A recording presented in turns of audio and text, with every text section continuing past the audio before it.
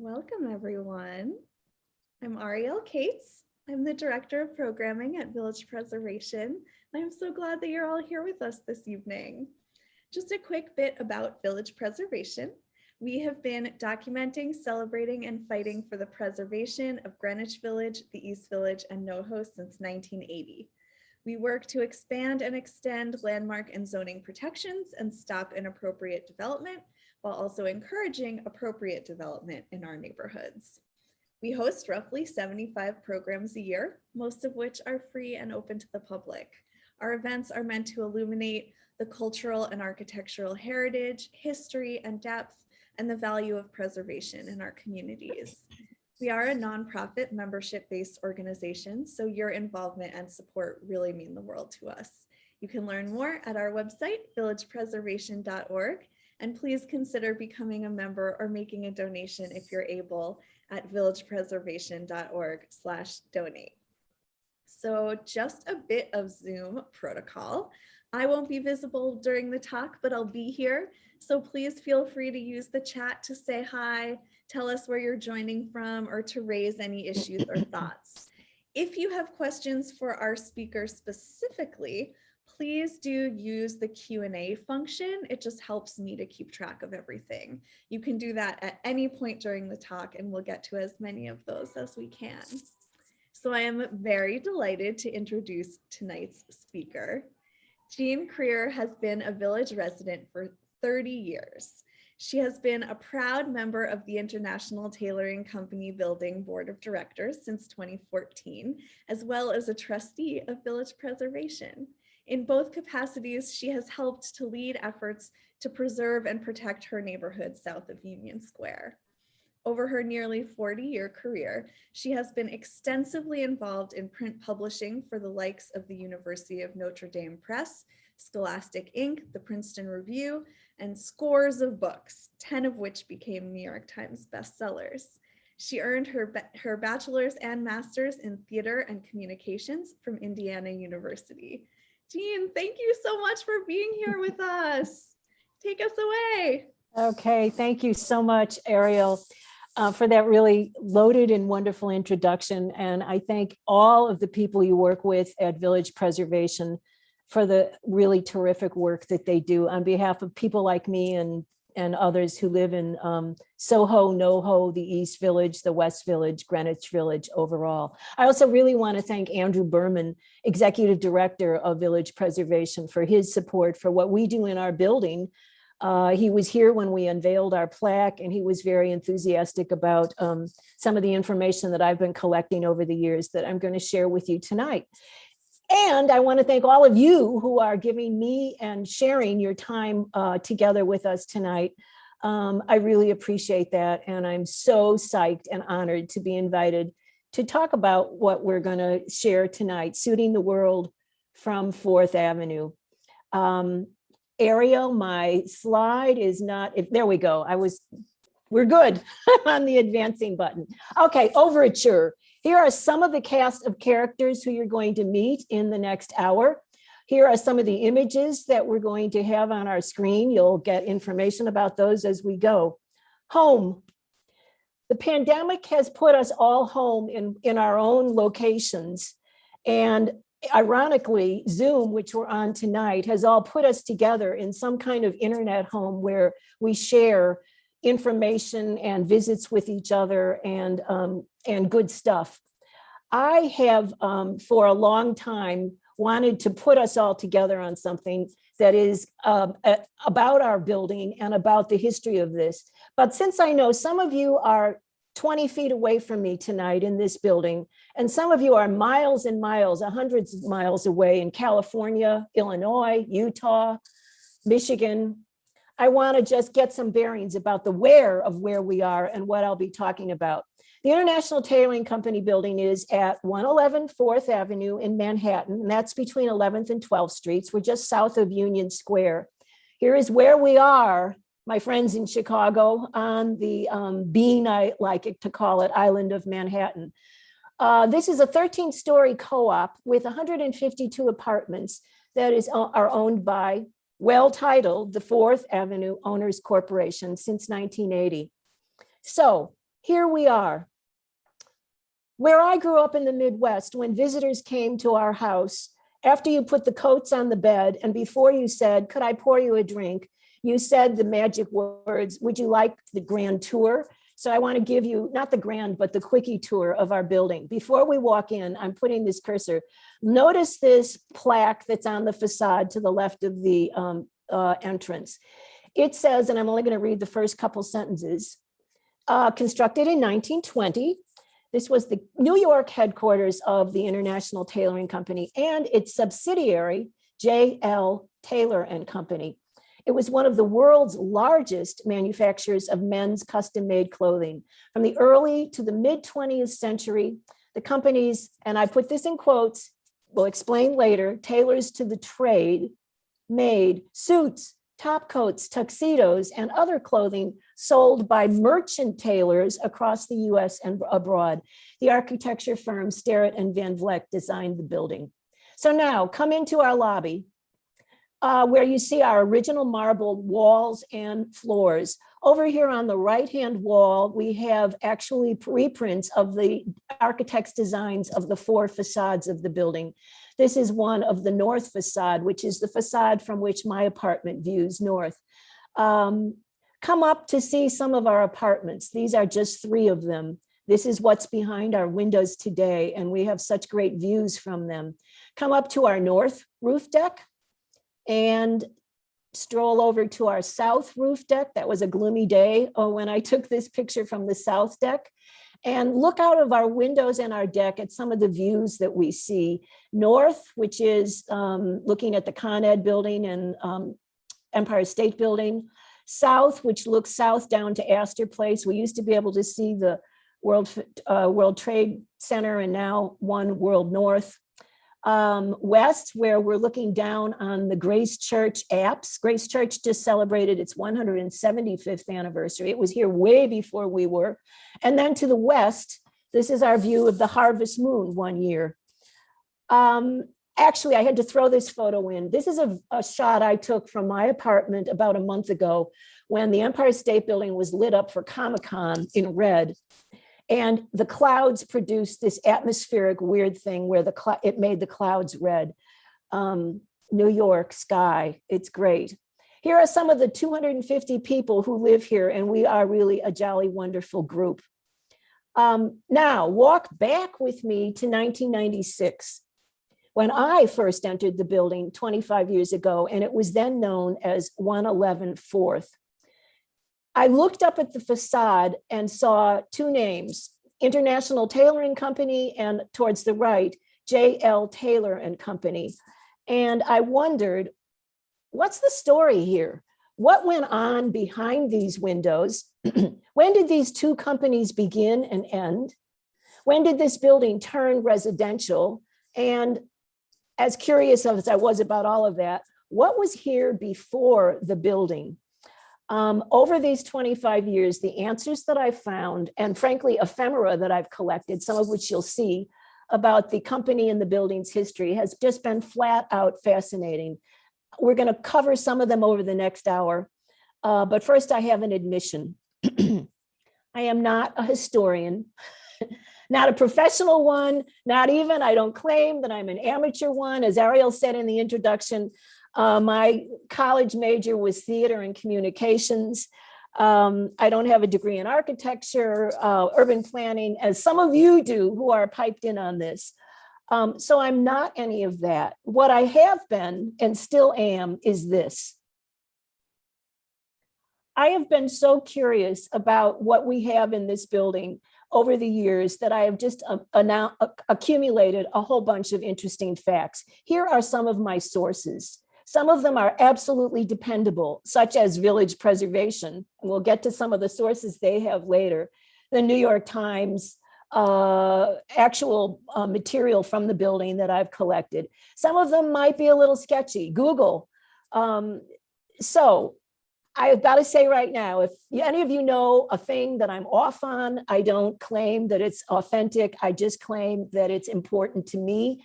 And it's actually very exciting to hear how the clothing industry and this company and this building evolved over all of these years. So let's go to these 5 questions that I've been curious about and curiouser. What's the story here? We're going to shoot back to 1906, before this building was constructed. And this photo actually shows 4th Avenue looking down from 13th Street. Here is our neighbor, the Petersfield, which was built in that year. So this is a really fresh photo of their building. Across the street from them, let's get my cursor over here, is the space where our building will enter that location. Now walk with me up to 1919. 4 days and 102 years ago to today, on what was then Armistice Day, now we call it Veterans Day, the world was celebrating the first anniversary of the end of World War I. And on the back pages of the New York Times, there was this little item saying the International Tailoring Company Building will be erected at 4th Avenue and 12th Street, plans by Sterick and Van Vleck. Here is a 1920 photo of that building, ta-da, actually constructed. In real life, it was larger than this photo in the New York Times. By the way, this is a horse and buggy down here on the street, but you can't see that. It was designed to appear to be 2 buildings. And in fact, it was one company with 2 looking buildings. Here's a 1926 photo. Remember, we had the Petersfield, there they were right here. And now, bing, bang, across the street is the International Tailoring Company Building. And in this case, 1926, a whole lot of probably Model T Fords that had taken over 4th Avenue going north and south, and plenty of awnings because there wasn't a lot of air conditioning in those days. Our building eventually would get one more story on the top of it. Here's the 1920s photo, here's a current one, and the 13th floor, which in our apartments is called 12 because like European style, we start a floor up. That 13th floor was added after the building was constructed, I think about 15 years. We almost had 10 more stories built atop the building. I found this story in 1945 in the New York Times about the architects filing a proposal to add another 10 stories to the building, which would have made us 23 stories, about as tall as our neighbor to the east of us, NYU. So let me continue. My phone is beeping. The interesting thing I found was an article in Architecture magazine in 1921, right after this building was constructed. This is the only part of this talk where I'm going to actually read from the screen because there's 2 amazing facts at the end of it. And what they described, I think, was absolutely so interesting. Here we go. The recently completed structure on 4th Avenue at 12th Street is designed for occupancy by 2 affiliated firms. The frontage in polished granite and white terracotta is occupied by the International Tailoring Company. The balance, finished in front brick, provides quarters for J.L. Taylor and Company. Let me advance. The ornamental terracotta of the exterior is well designed and the workmanship in setting commendable, making a front of most excellent appearance. And by the way, Charles Dickens did not write this, but it kind of sounds like it. The building is 12 stories high. The stories are high. The windows are large so that the interiors are well lighted. There are 2 passenger elevators and 2 freight elevators. And for the handling of material between departments from floor to floor, spiral chutes are installed. It goes on to say the construction is fireproof with every safeguard for fire prevention. Floors are cement surfaced and steel sash and fireproof doors and trim are used. I'm putting a pause button on this. 10 years earlier, and about only 10 blocks away from us, in March of 1911, 146 garment workers, primarily women, died in the Triangle Shirtwaist Factory fire, which was awful and which set off a whole lot of awareness about labor reform and fire safety reform in buildings. So you can see that the developers of this building had that very much on their mind. In fact, we still have on the roof of our building, encased in a room on the roof, on the extra added floor, so they moved this up, 2 gigantic 25 or so foot tall tanks which were part of the kind of then state-of-the-art sprinkler system that was in place if, God forbid, there was ever a fire that evolved in this building. One time rummaging around in the basement, I found this on the wall, which was the other low down part of it. That's the fire alarm that was connected to the sprinkler system. Back to the write-up. Excavation of the site was started in June 2020. This is one of the The building was ready for occupancy in December 2020. It was up in 6 months. 12 stories, 6 months. Excellent speed was made in the construction. And here's my second, what? A saving of 7% was affected below the guaranteed offset figure allowed for the cost of construction. Who does that today? Starrick and Van Vleck were the architects. This is part of the original blueprints that we still have some of in our building with their wonderful writing. So they also designed buildings around us, and all of you in this building will recognize down up at Union Square on the northeast corner is the Everett Building that was built before us in 1908. And you can see the kind of similarity of motif between that building and ours. They are the designer architects for the Lord & Taylor flagship store on Fifth Avenue in 1914, American Stock Exchange Building in 1921, the Saks Fifth Avenue store in 24, and the Bloomingdale's store in 1930, and a whole bunch of other buildings, a lot of department stores. These are still standing, as is our building. Our plaque that I just showed you didn't have space to cite three things that I want to share today. One is actually the meaning of this term, tailors to the trade. We'll get to that. Stats about the success of this company and the name of the founder of the company, who, by the way, was an astonishingly good tailor, Jacob Lawrence Reese. Wait a minute, stop. Did anybody just see a clue fly by? Anyone, Bueller, raise your hands. Let's go back. The name of the founder of the company, who, by the way, was an astonishingly good tailor, Jacob Lawrence Reese. Okay, time's up. Meet Jacob Lawrence Reese. Yes, indeed, he named the subsidiary company after himself. And there he is, and he was an astonishingly good tailor. We are like Gap owning Banana Republic. The International Tailoring Company owned and created the J.L. Taylor and Company as the kind of upscale older brother in this case with all of this men's clothing. So what went on behind those windows? This has been such a source of curiosity for me. And let me explain the business model first. These two companies created custom-made men's clothing, suits, coats, vests, formal wear, and more, that was entirely sold through local tailors who were merchant tailors, and they presented the line. So we were the tailor to the trade. I say we, like it was my company, and all across America and beyond were local tailors. And at that point in 1920, when this building was built, more people lived in rural areas in America than lived in urban areas. So there was a huge population out there where the local tailors were doing their level best to get fabric, to measure people, and to make suits and what have you. But when this business model formed, they were able to present much more to their customers who were only too ready for it. Here's an example of one, 1908, Ogdensburg, Wisconsin. This I stumbled on. This was a general store. The postcard described it as the busy little store. Outside are the proprietors, one completely dressed in a beautiful suit and one in a vest and trousers. But look at this awning, measures taken by the International Tailoring Company. Here's how it worked. Think Brooks Brothers, or fill in any fashionable men's clothing, mainly men in this case, all men. Think Brooks Brothers meets DIY, not do it yourself, but design it yourself, meets Amazon.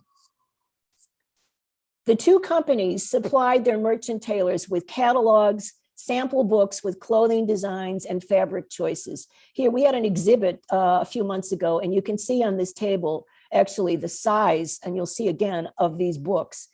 They shipped the catalogs to the tailors, and the company actually manufactured the stands to display them.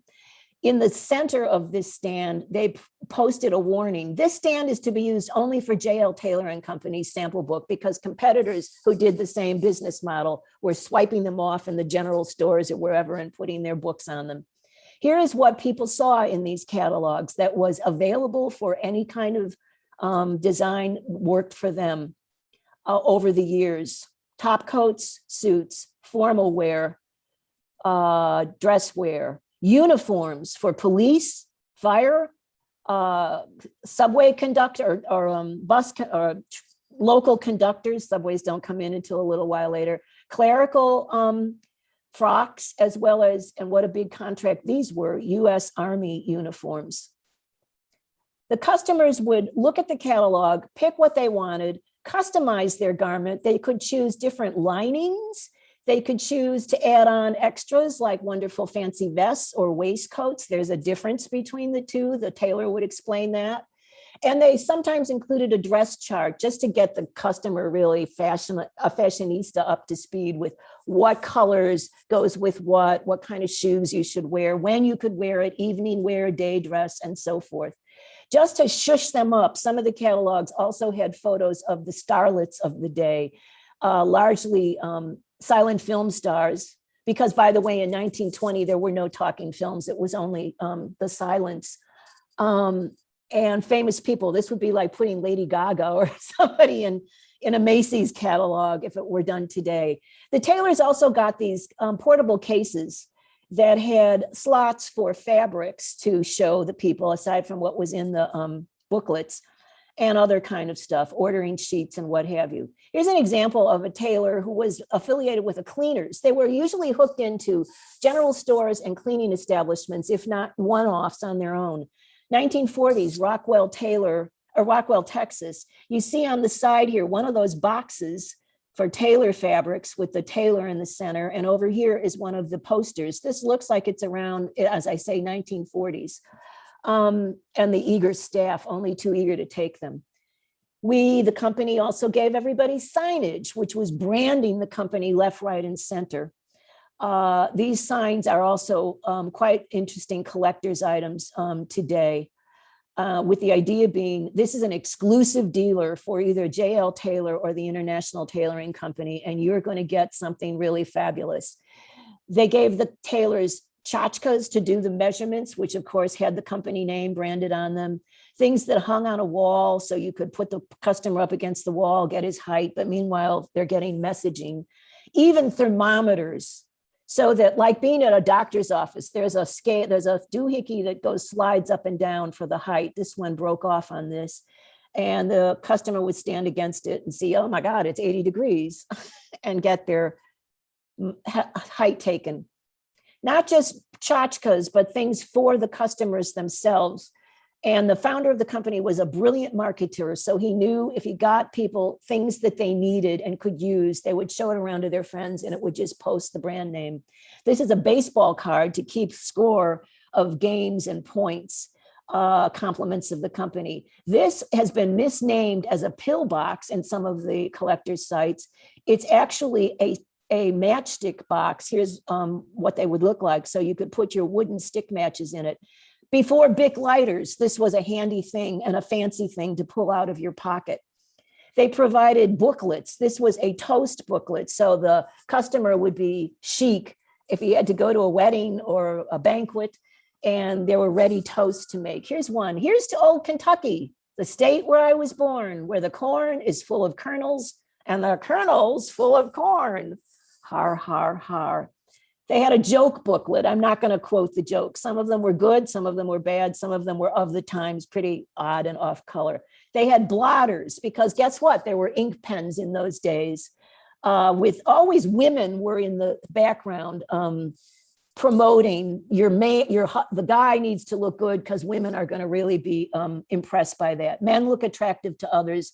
Here she is looking adoringly, and when their clothes are made to measure. Here is a calendar, a really quite beautiful drawing, typical of its time, from 1929.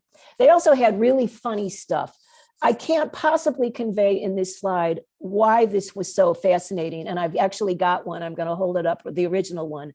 This was a look pleasant, let the little tailor tailor you. And what this thing did, as you twisted the disc in the back, can you see this, is change the expressions on the face, which is just like something people would say, get a load of this. Isn't this funny? Let the little tailor tailor you. Down here is a pocket puzzle. On the back of it was a mirror. Really special people got clocks. These go on internet auctions for about $2,000. I don't have one. And one clock I saw actually appeared on the Antiques Roadshow, which was quite fabulous. And I've done blow-ups to see how the name was in the top. The center of it had the logo of the company, which, P.S., we're seeing how international it is here. New York, London, Chicago, Berlin. Later, we're going to add other locations. On top of that, they got these fantastic posters, and I'm just going to run through some of them. We've collected about 5 of, and they're rare. They're about 5 feet by 2 feet, and someday we'll put them, the special ones, in our lobby. I've got matched yardsticks on these in this drawing because at our exhibit recently of our centennial and +1 anniversary in our vacant then retail space, although Blick Art Materials will be moving in October. I had to get them on the wall. There weren't frames, so we just kind of smashed them against the wall with yardsticks, which was kind of a good gimmick for what this is all about. And here are some more. You see the local merchant, the local tailor got his name and visibility in it. A lot of this advertising featured what is, for lack of a better word, the company mascot. The little, I call him Little, the tailor. Let Taylor do your tailoring. He's on the facade of our building in a bas relief. He is on the facade of the International Tailoring Company Building in Chicago. Why is this image so blurry? I blew it up to put it in the same size, but in fact, it's a recessed relief on the 2 sides of the facade of the Chicago building. I used to know the name for the opposite of a bas relief, but you get the gist. Somebody did an actual painting that was in a gallery that I saw auctioned off. And I said, wait a minute, hello, that's our guy, with no credit to the building, but nonetheless, he thought it was a compelling image. The tailor also shows up, and I think this is meta. I'm sorry, Mark Zuckerberg, who's got a new term for that name. This is the mascot holding an actual catalog in a brochure just to get the message across. Let Taylor do your tailoring. Okay, there were 4 key hallmarks of the company business. All clothing was guaranteed custom made. As early as 1900, the catalogs had a page that said, or a section, we offer a $25,000 reward payable in gold for anyone who could prove otherwise. And in those days, 25,000 would be like promising 800,000 in today's dollars. There was controversy with competitors saying it's not really custom made, but they stood behind that. The second big hallmark was all the clothing was 100% wool. Cotton had a bad name, so they boasted that all of their clothing was wool. There was no cotton or mercerized cotton ever entering the garments. Third, all of the customers' monograms were embroidered right onto the label.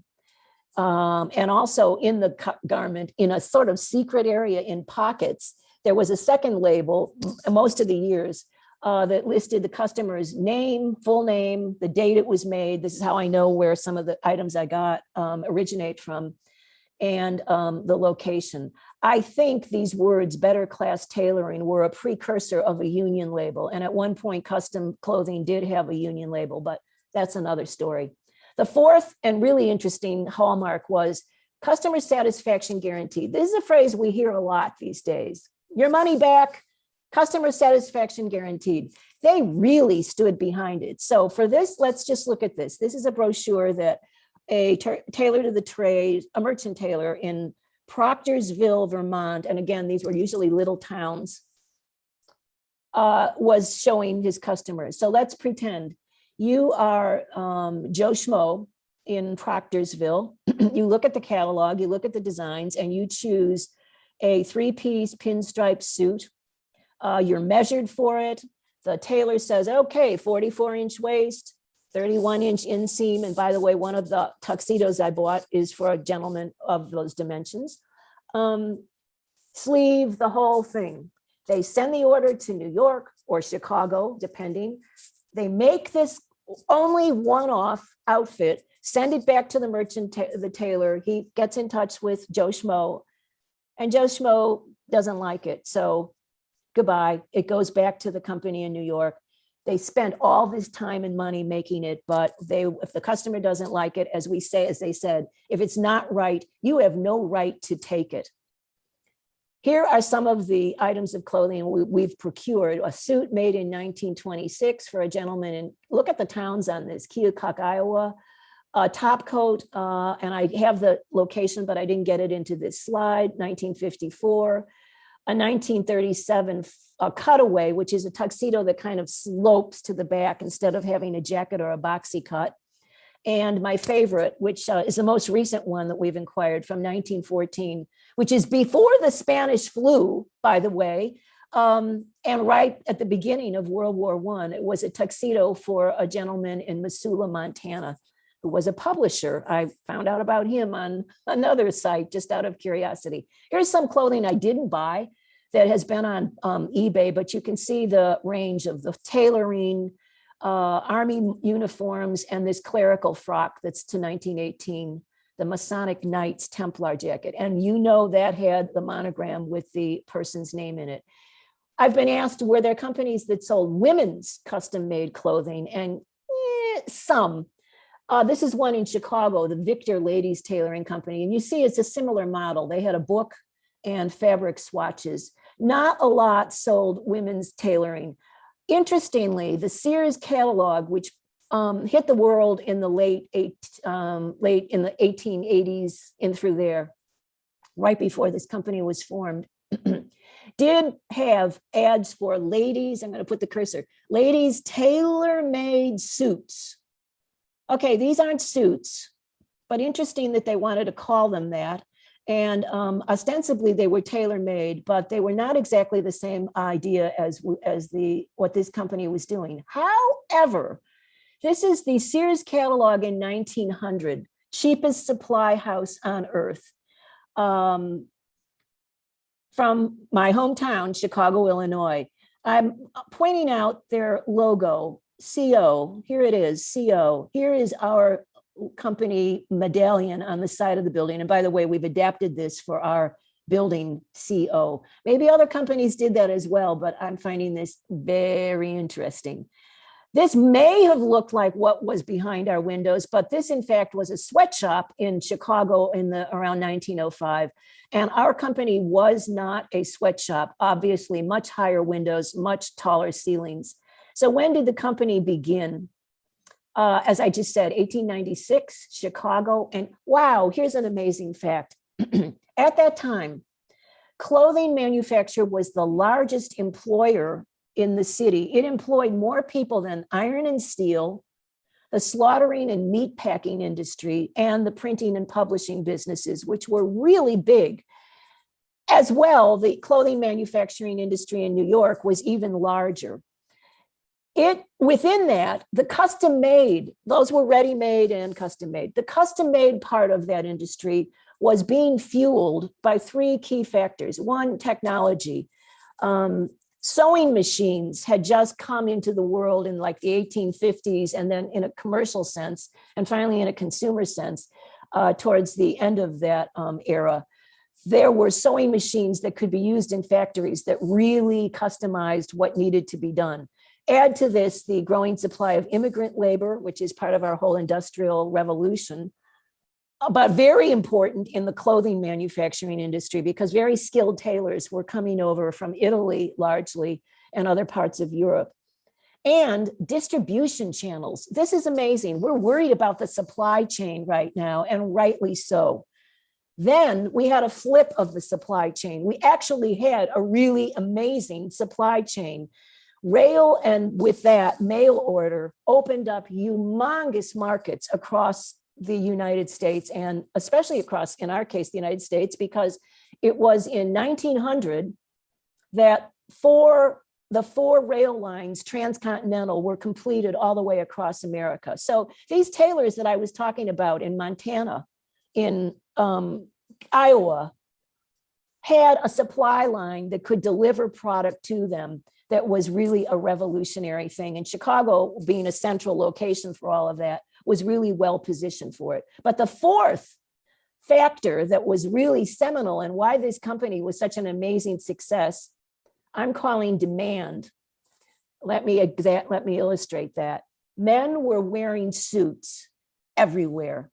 These are screen caps I took from actual film footage that was shot from 1900 to 1911 in our area around this building near Union Square. There was an elevated train that was on 3rd Avenue that we're looking at here, long gone. But look at what the men are wearing on 3rd Avenue. Look at them all wearing suits down near Astor Place. Look at them in Union Square where there was a protest going on. Suits and hats. I would love to know if the hat manufacturers had cornered the market, or any one of them individually. Men wore suits to baseball games. This is a Washington Senators game in 1924, where they're crammed in, probably in the summer, in all wool, if they got them from our company, suits. They even wore them on bread lines. This is a photograph of the Fleischmann's Bakery bread line, and it was located right around the corner from us in 1929. The Fleischmann's Bakery was, for those of you who live here, on the lot that is now Grace Church's School's outdoor playground, right across from the Stewart House. It's the place where the term bread line actually was established, because they would give out bread, and people came from all over the city, and wearing their suits, because that was what men wore, they were getting their bread. Coney Island, they're wearing suits. In the spring and the summer and in the fall, suits, and again, I say some of them were wool. And well into the 50s, top coats and suits were kind of the de rigueur uniform for men. Not till Steve Jobs showed up in casual wear at the office did suits really change in that sense. So enter Jacob Reese. And I'm pronouncing his name wrong for any members of the family who are on this. The family pronounced it Rice, the German pronunciation. It's programmed into my mouth from the beginning to say Reese, and I haven't been able to unprogram it. So forgive me, members of the family. He is born up here in Sheboygan, the 5th of 12 children. Here he is with his brothers, all of them wearing suits. Here is his father, Clemens Reese, and his mother, Anna. They were entrepreneurial like you wouldn't believe. Here's where he got the spirit. His father, Clemens, came from Prussia at age 20, got a job as a baker in Sheboygan. How you get from Prussia to Sheboygan is another interesting story. As a baker, he was at a bar one night and heard sailors who were in town because they had been traveling and working on a schooner shipping cargo in the Great Lakes. He had a nose for what was potential, so he invested his baker's money into a 1/37th ownership in a schooner. This evolved to him owning a coal, steamship, and shipping company that combined a whole lot of interesting business needs. And eventually they would control 10 docks in the Great Lakes. And it lasted for over 100 years. Until the 1980s, when the descendants sold what was the Reese Coal Company, the biggest business unit of it, to a division of Koch Industries. And the Reese Manufacturing Company still is in business today in a different set of markets. The 12 children of Clemens and Anna have grown to more than 1,200 descendants. That was as of 2014. And they have a reunion in Sheboygan every 5 years. So here's Jacob. He is in the family saying, I don't want to go into this business. A tailor is passing through Sheboygan when he's 14. The tailor says he's making $50 a week as a cutter. And that's tailoring lingo for a really master tailor. The person that takes a measurement and cuts the fabric is the driver of the ship for quality and a nose for what it's got to be. Jacob was smitten. The idea of $50 a week was just amazing to him. So at 14, he persuades his father to let him apprentice with a Sheboygan tailor, where he works 60 hours a week, earning $1 a week. On the side, he attends Sheboygan Business College. Good idea. At 17, he says, I want to go to New York. I've heard about this place, the Mitchell Cutting Academy, which was around the corner from us on Broadway at 13th. All of us here recognize this building. He stayed in a rooming house on 10th Street and later moved in about a week to one on 11th Street because guess what? There was bed bugs in it. He had an amazing time. He experienced his first elevator ever. He talks about this in his memoir. And after the course, he got a job with a tailor on 3rd Avenue, making New York City police uniforms, but the hours were horrible. The salary was low. He gave it up and trained back to Sheboygan. Got a few jobs around the area and then landed a really good job at $60 a week. This is 1896 for this company, Royal Tailoring. Now, Jacob had a system for creating patterns and cutting fabric that was off the moon, developing really great fits. The boss at Royal Tailoring wanted him to teach the other tailors how he did it. How they couldn't observe it and catch it, I don't know, but this is how it goes. Jacob offered to sell his system for $10,000. Mind you, this is 1896. The guy said, no way, we'll figure it out. So Jacob quit. He persuaded 2 Chicago lawyers to loan him $5,000. His family did not want to lend him the money because they thought there's no future in this. And he started his own company with his wife, naming it auspiciously the International Tailoring Company. There he is at 23 when he did it. There's a device I saw on the internet called the Reed Form Definer that I've never seen, but it made me think maybe this is a visual example of how brilliant this man was. This is like a slide rule for a tailor. Somehow it converted, you can see seat, chest, back, head. It converted measurements into angles, into pattern cutting. This is the closest I visually be able to come to what the genius was of what he had. So here's why it was so amazingly successful. In 4 years, by 1900, and mind you, this is when all 4 transcontinental railroads are finally up and running across America, the company was international. It had both offices and factories in Chicago, in New York, and Montreal, as well as offices in San Francisco, London, and Berlin, and these tailor agents all over the world. The books offered as many as 400 swatches per season. We've got a couple of them with that many, and dozens of different clothing choices, offering styles that were actually fashionable in London and fabric from London, which is where he imported a lot of it. In these 4 years, the company had taken in $2 million from that $5,000 startup, which is equivalent to 64 million if it were in today's dollars. I had an MBA friend calculate what the growth rate on that was, and it's a growth rate of 1,314%. Not too shabby. By 1910, 10 years later, they employed more than 5,000 people in New York and Chicago. They had clothed 11,500 men and produced, talk about suiting the world, 350,000 suits and coats, every one different. In the 20s to the 40s, they absolutely were the largest custom-made clothing manufacturing in the US and really most likely the world. And they did this all without computers, word processing, Excel, Photoshop, Google, email, and in their earliest days in buildings that didn't have elevators or telephones or air conditioning. The first air conditioning unit was invented in Brooklyn in 1902. They were starting up in 1896, so they were hardworking. But they had electricity and commercial sewing machines, which progressed very quickly, and typewriters, including the famous Underwood Model 5, which we had when I was a little kid. It was like high tech. Today, there are about 8 companies that do this without tailors to the trade. These are companies that will take a measurement online. Some of them have apps you download, or they say, get a friend to measure you. You pipe in your measurements, you pick fabrics online, no feeling it like I would want to, and they custom make an item of clothing and send it to you. And this has just emerged in the last 10 or 15 years. Women's clothing as well as men is custom made this way. But interestingly, most of these manufacturers are making men's custom made clothing. Of the ones I kind of quick researched, 65, 2/3 of them are exclusively men's clothing.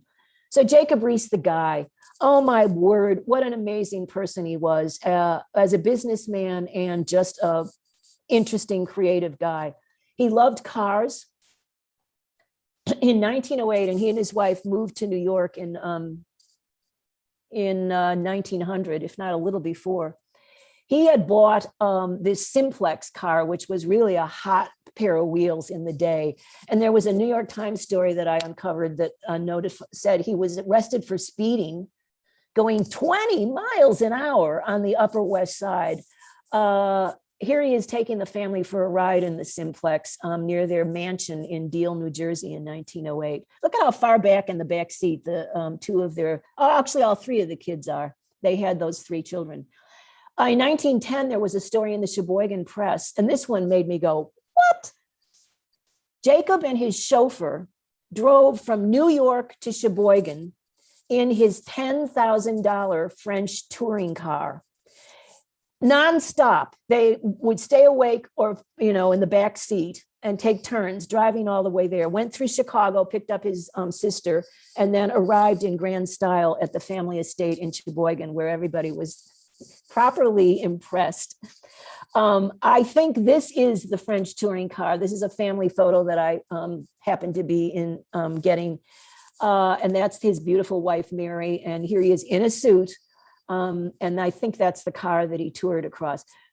I'm blown away that they even had such cars. Here he is with his wife and a really great family shot with what would become their 16 grandchildren, or was their 16 grandchildren.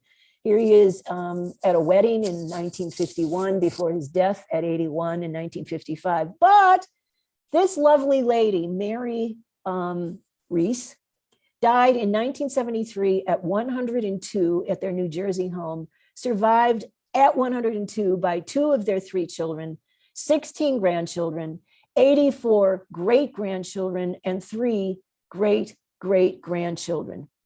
When he died in 1955, the obit in the New York Times never mentioned the International Tailoring Company or J.L. Taylor, his own name, company. At that point, he was famous for being head of Reese's Furniture Company, which was a division that they ported to late in the company business, and being a great philanthropist. And on many banks. Here are some of the locations of the company in New York. First of all, here's their Chicago building, which was built in 1916, whereas ours was 1920. And this clock tower, and it's known as the White Tower building, housed the water tank that is similar to the one that we have. They had locations in New York that they were renting on 19th Street, on 20th Street, and on Houston. Here's what those buildings looked like. The one on Houston is now a Whole Foods that was torn down, but these are very basically nearby us because guess what? This was the room where it was happening. Clothing industry companies and trade journals were really all in our neighborhood. Here's some of the ads for some of them that are such a hoot. This double-billed Suits for Boys was located at Broadway and 11th. Over on University Place in 9th, this was a manufacturer of spring reefers and top coats for boys with fur. And men's underwear. The Scriven Company was on 15th Street, Feldstein's hats and caps on University, a suspender company on Broadway and 4th. The clothing trade journals, this would be like Adweek, Crane's New York Business, only it was specific to clothing. We're right down here at Astor Place and at 75th Avenue, which is a magnificent tall building that had a whole lot of history and that I believe Village Preservation is has gotten on a historic preservation list. Also around us was the companies that manufactured the equipment that was used for clothing.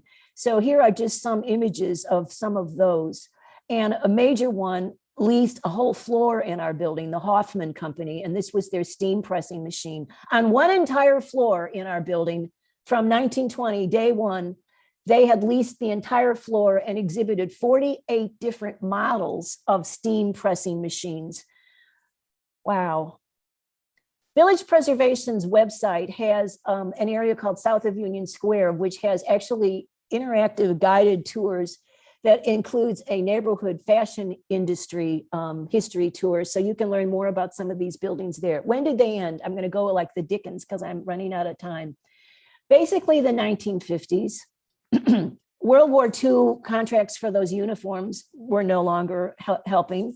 The ready-made industry of clothing was taking over custom made on a volume basis, and it was being outsourced to factories overseas. So they diversified into different businesses, but they leased the space in the building to other companies. When did the building become a co-op? 1977, this guy in his cowboy boots, David Teitelbaum, was a real pioneer developer of conversions from commercial to residential space, which was not a deal in 1977 as it has become. The Times ran this article pointing out he was using European funds in an apartment venture. New York banks did not want to write mortgages for developers converting buildings. Why? I don't know. It's become pretty profitable since. But he got 200 European investors to give him enough money for a line of credit for an $8 million renovation. By the way, he bought this whole building for $700,000. That's 140,000 square feet, which is about $5 a square foot. It was a deal because it was assessed at twice that much. And as I said, he got that funding. And within less than a year, there were 180 apartments, one of them I live in, that were built and then rented. Here was his brochure for the sun-drenched apartments with unobstructed views. Not exactly unobstructed now, but it was largely that case then. And it doesn't escape me that this was a developer that demolished buildings that had historic value, that we are kind of arguing against, but every building, everything in the city has layers underneath it. So I have to just put that disclaimer out. I get it. I'm glad I'm here. And we're protecting history here now and fighting for it. It converted in 1980 to co-ops, which sold for about 125 a foot. What was here before the building? A Lenape Indian Trail, Peter Stuyvesant's farm, and Bowery Lane, which was an Indian footpath, is used by those folks. And then it turns into Lafayette Street. Here is the farm in 1757. Here is Union Square, and right here is where our building is going to be built. But this draws out the lines of that actually amazing farm. And the Bowery Road in the 1800s. Fast forward 1847, I almost fell off my couch when I uncovered this in a footnote. Herman Melville lived in a townhouse at 103 4th Avenue, which is, here's lots, it was right there. As a 28-year-old, and it was there that he began writing Moby Dick. His townhouse might have looked like one of these buildings that go back to the 1840s in the neighborhood. Now it's 1919, back to where we started with the New York Times reporting this building is going to be built here. When Jacob Reese bought these 5 lots on 4th Avenue, and this is an original old, well, not, they're all original maps. This is a, I think it's about an 1850s map, and this is the corner. Here is an 1837 map in which we're in it, 4th Avenue and East 12th Street. So this is the big footprint that we have, and the 2 then empty lots next to us. He bought these lots and the buildings on them from no other than a Stuyvesant descendant. Oh, I just made a new word, a Stuyvesant. Matilda E.R. Stuyvesant had 3 husbands. She was a French heiress. Her 3rd husband was Rutherford Stuyvesant, who inherited really a bulk of the Peter Stuyvesant fortune. And she lived near Stuyvesant Place in her own house nearby us, a townhouse. Anyway, that's who Jacob got the building from. I continue to be curiouser and curiouser about everything that I've uncovered about this building, this company, and this neighborhood. In this process of learning about it, though, I have in some way transitioned from Alice in Wonderland to Dorothy, because I click my heels and say, there is no place like home. And this home has been just a special one for me.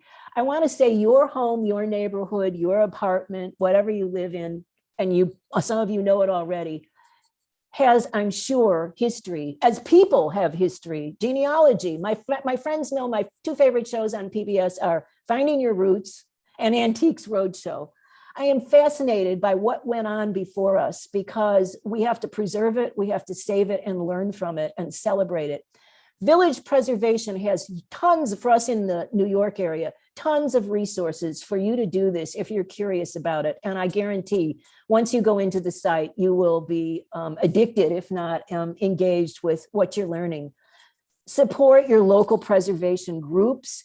There's one area, this is a last plug on their village preservation site, a really amazing interactive resource they debuted about 5 months ago that I've used. Is called East Village Building Blocks. And here we go from 14th Street all the way across 4th Avenue to Avenue D. You can click on any one of these blocks and up will come houses and townhouses and buildings that are on them, and then click through and find out the whole story about those buildings.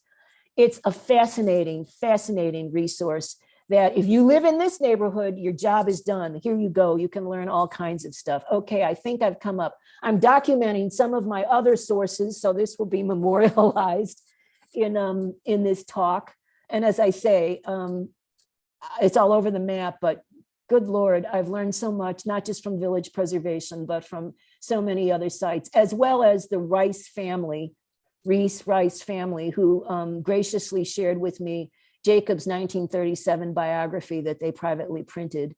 And some of the photos I've shared here, and lots of books. So that's the story of Suiting the World from 4th Avenue.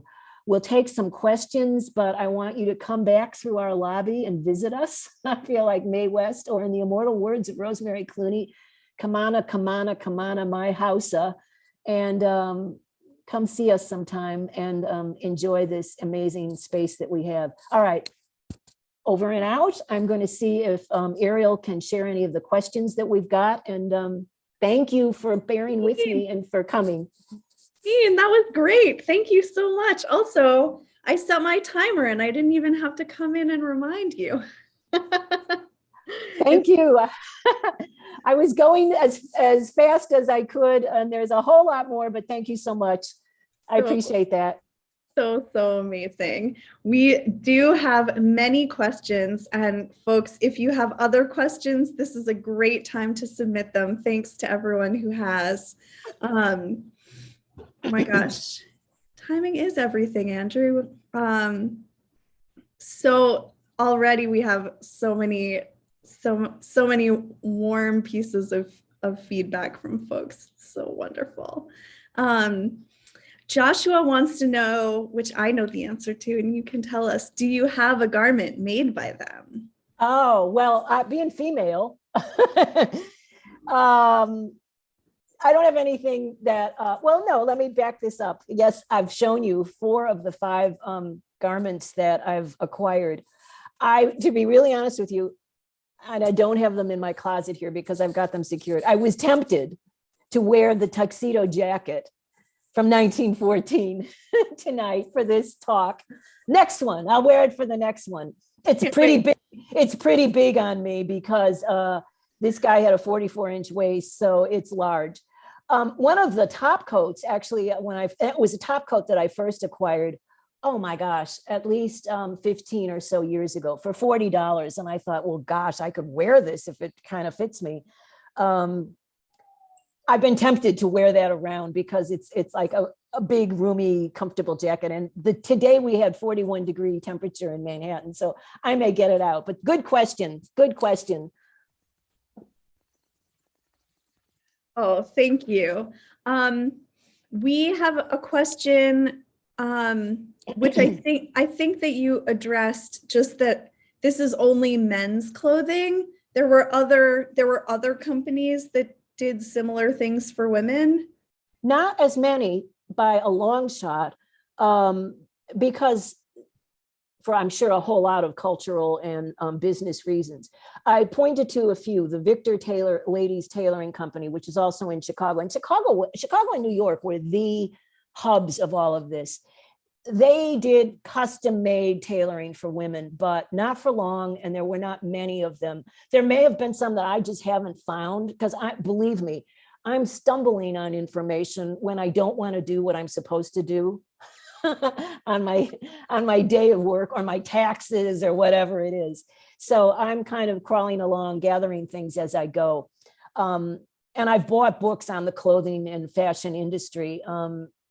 By and large, though, I really believe this was not a market that was a lucrative one, despite all of that. And maybe women were just more particular about specific about what they wanted to wear. I really don't know. But interestingly, even today with custom made online, those companies that I showed you, I was very surprised to see how many of them are primarily male, servicing male suits. So there you go. I don't know. Maybe it's a new opportunity. We have a lot of questions about the suits themselves. So I'm gonna group all of these and ask you all of them at once. Question is, how much did the suits cost? Mm-hmm. Where did they get the wool from? Yeah. What happened to suits that were returned? Okay, I love these questions. The cost ranged over the, obviously, as everything ranges over inflation or what have you. On average, the cost was about $20-$25 in those days, $20-$25. And it's been a while since I've done the conversions on these, but I think it might, depending on the time, it might have been $150, $200 ranging. It was higher, as far as I could tell, than ready-made, but it was so distinctive. And where did the fabric come from is the key extra question. And this is like business school marketing study. Jacob Reese was importing fabric largely from London in humongous bolts, and they shrunk all of this wool or fabric in this building. I think these spiral chutes were throwing things down willy-nilly because everything was shrunk. And if I'm a seamstress, so I know if you don't shrink the fabric before you make it, the first time you wash it, hello, it's now a 12-year-old boy's outfit or whatever. So they got a lot, and oh my goodness, they had so many fabrics. People who see the actual booklets, the sample books at exhibits, and I bring them out when we have shareholder meetings, can't get their hands off of them. They're gorgeous fabrics, and you want to just go, oh my God, I want a suit with this. So they came mainly from Europe at great volume scale prices. How they could afford to have 400 different fabrics twice a year blows me away, but they did. And somehow this magical principle worked. The third question, refresh my brain because I've got a great answer for it. And now I can't remember the question. Yes, we've got more. But the third. What happened to the items that were returned? Oh, yeah. Great answer for this. And I don't know if this was universally true, but it's one of the anecdotes about the family that just made me, and Jacob Rice, that just made me love him all the more. I read a thing about how he, in World War II, was trying to ship to his father's homeland in Prussia, where they still had relatives over there, clothing for people who were destitute. And this article goes on to say that it was being pilfered along the way. People were stealing it along the supply chain, opening the boxes and just stealing it. So it wasn't getting to the people that they wanted it to go to. So Brilliant Jacob said, okay, that's it. Mark these boxes used clothing. It got through. Oh. So that's where some of the clothing went. He was, and by the way, he was an amazing philanthropist. He is the St. Vincent's Hospital now, no more. had a Reese mental health pavilion named after the family because of all the money that he donated to that hospital. And part of that obit in the Times, and a second story accounts how much money he dedicated and donated, mainly to nursing homes, old people's homes. His mother said, "You've got to give this money away." The Anna Malman home in Sheboygan is in her honor. A lot of hospitals and a lot of social justice causes. So I have to think they donated these amazing outfits to people who were probably walking around looking like the bee's knees, as we would be. Yes. I mean, bespoke suits, like, Yes. so amazing. Okay, so two more questions about the suits, the suits themselves. How did one acquire them? And also, how long did they take? How long did somebody have to wait to get their suit after they ordered it? How they acquired them was their tailor in their town who knew them and said, "I got a deal for you." Or they went to the cleaners and saw these, promotion materials, or they had a friend, whatever. It was all word of mouthy kind of retailing, but amazingly successful. And to this day, word of mouth might be like the most high return marketing. Word of mouth, support village preservation. I'm using my mouth to say that right now, as you can see. So people acquired them by just knowing about it and having a tailor give them to them. They also knew the brand name. These little baseball cards that, men would say, "Oh yeah, I want this," would say, "Oh, where'd you get that suit? What's this company?" So they, without being able to Google search it, they would be able to find them. I don't know how long it took for the orders to be done. My guess is maybe 4 weeks on average. Just based on kind of I've got an insane amount of tailor order forms and bill heads and letters that went back and forth from the Chicago or New York office. And their letterhead is amazing, to the tailors saying, you owe us, or we're sending you 200 brochures, and thanks for your order, and we'll have it in whatever. So that's my guess. Here's a point though, about the rail thing. And the distribution, getting it to the customer, being able to, it's not like Stagecoach anymore to go from New York to California.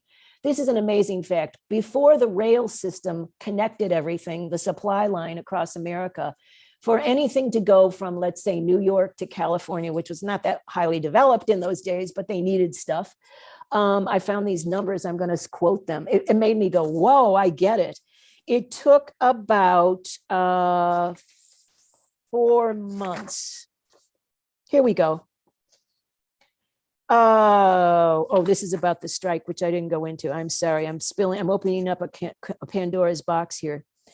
It took about 4 months for the material to go by Stagecoach. Pony Express cut it down to about 4 weeks. The rails made a thing go from New York to California in 4 days. Wow.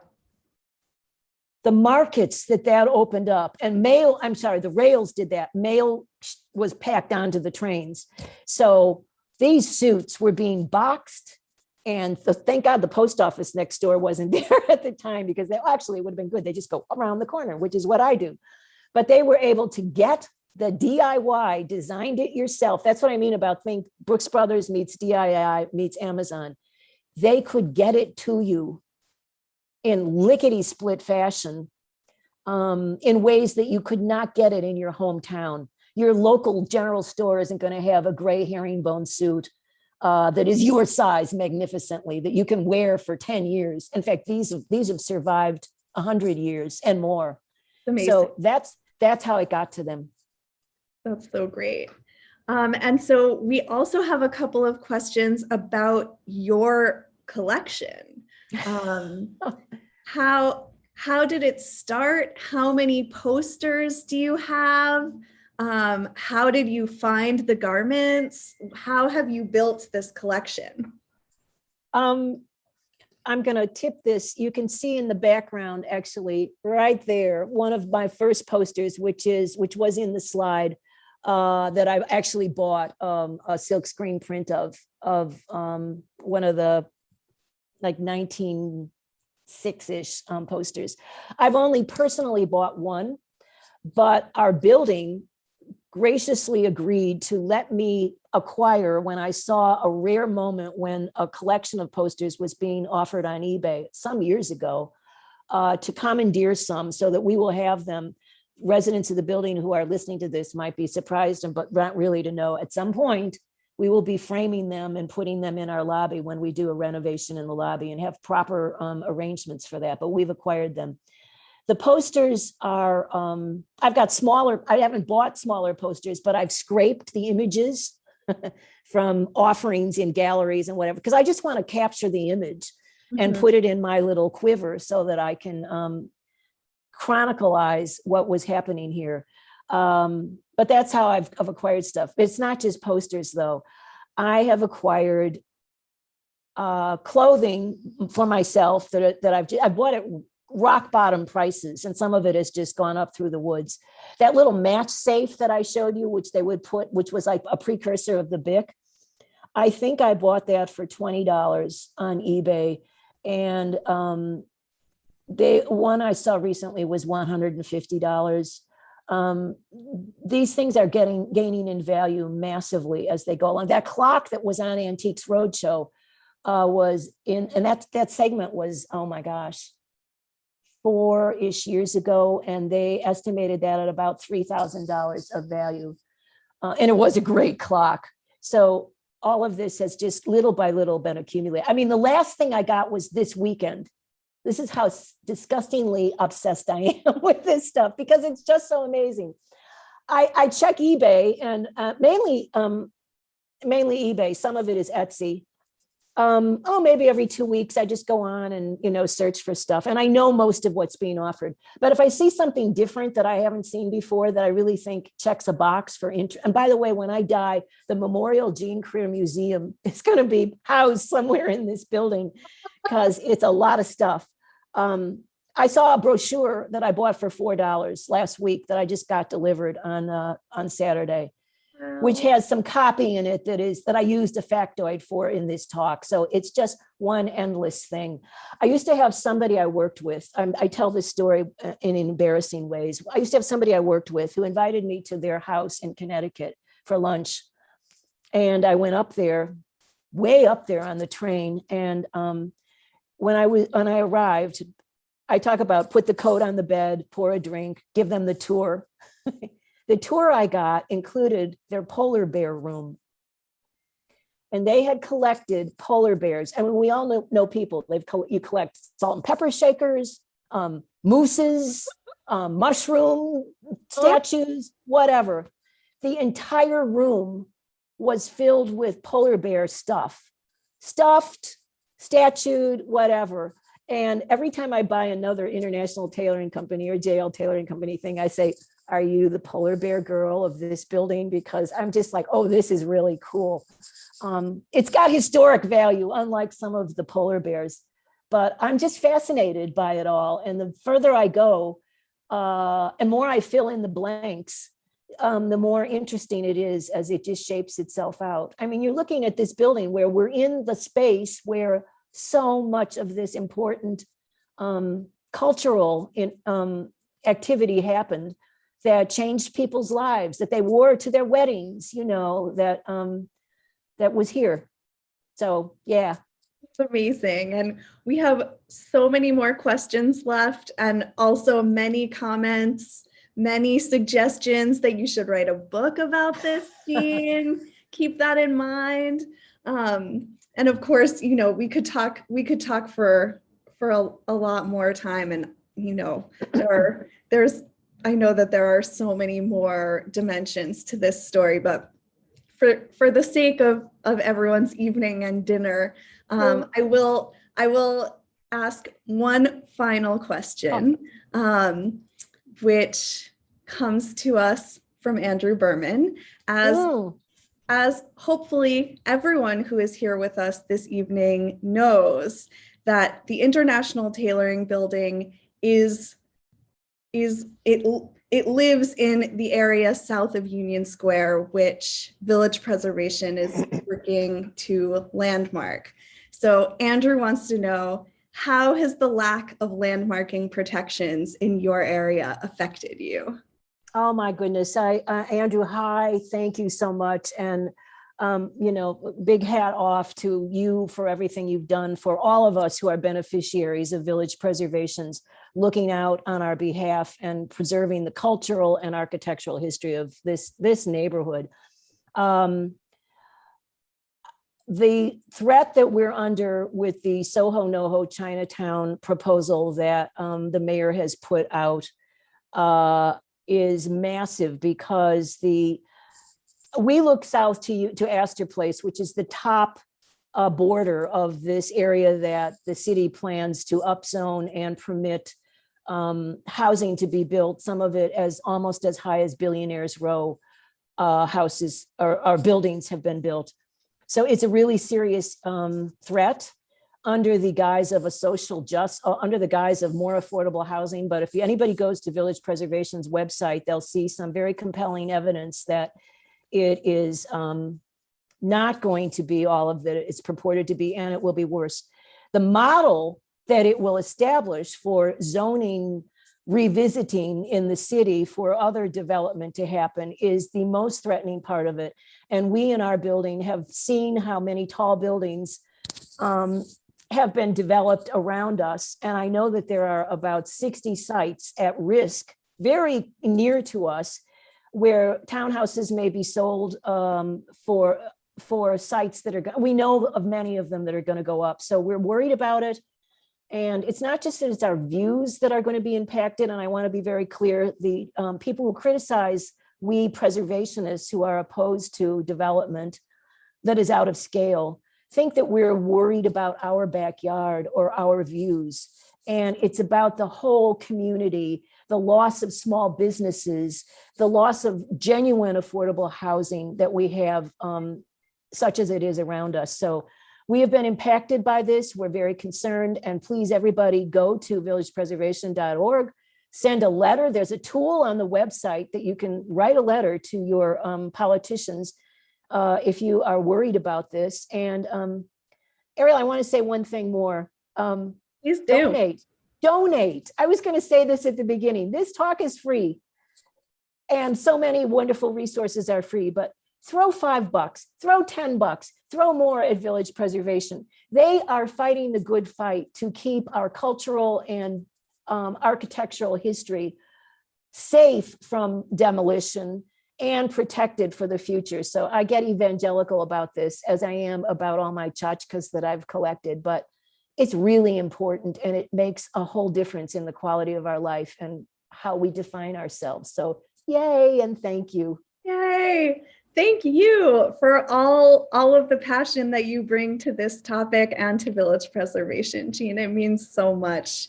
And I can't wait to keep learning from you about your building and so much more. So thank you so, so much for this wonderful evening. This has been just such a complete pleasure of a process working on this with you. Thank you, everyone, for joining us and for sticking around and being here with us. I've put tons of links in the chat, but I will also put them in our follow-up email that we'll send out with just a short survey. We always really appreciate your feedback on our programs and how we can improve them. So keep an eye out for that. Lots of links, lots of ways to learn more. And thank you again so much, everyone. Have a wonderful rest of your evening. Thank you, Ariel. Thank you all. Thanks, Okay. Good night. Good night.